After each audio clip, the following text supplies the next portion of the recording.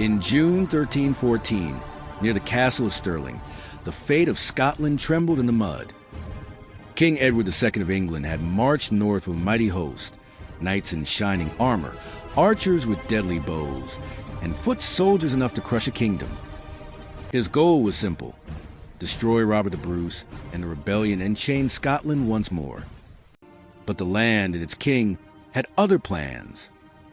Robert the Bruce was no ordinary ruler. Scarred by years of war, hunted and exiled, he had learned to fight not with numbers, but with cunning.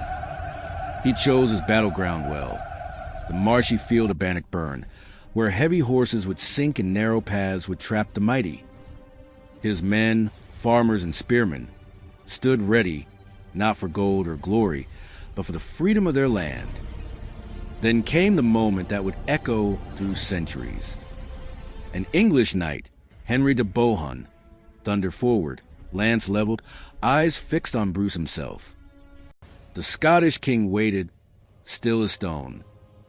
At the final heartbeat, he turned his horse aside and struck, his axe cleaving through steel and skull in one perfect blow. The Scots roared, their courage ignited. Their king had faced death and conquered it.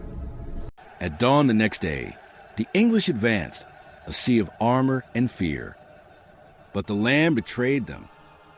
Trapped between the marsh and the burn, their cavalry sank, their lines broke, and the Scots pressed forward in tight spear circles called schiltrons.